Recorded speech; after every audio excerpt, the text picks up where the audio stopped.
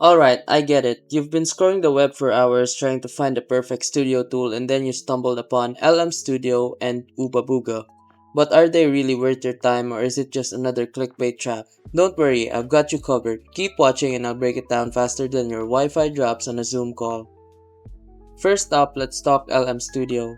Now this is one of those tools that promises everything, from sleek design to flawless performance, but does it deliver?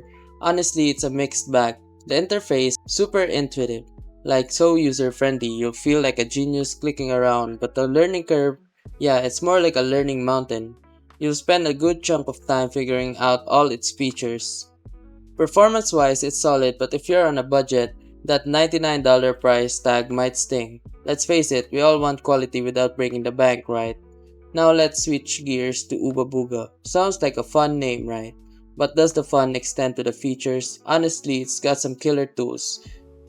Especially if you're into customization. You can tweak everything, literally everything. The downside, it's not as polished as LM Studio. It feels like it's still in beta, with occasional bugs popping up, but hey, it's way cheaper. If you're just starting out or don't need something too fancy, Oobabooga's budget-friendly options might be a game changer. But if you want something stable and premium, you might want to look elsewhere.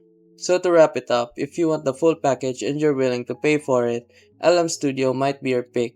But if you're like me and just want something that works without breaking the bank, Oobabooga is definitely worth a look. Remember, choose wisely or you'll end up spending your whole paycheck on tools that don't even work half the time. Trust me, I've been there. That's it for today. Like, subscribe, and leave a comment on what you think about these tools. Let me know which one you're rooting for. Catch you in the next one.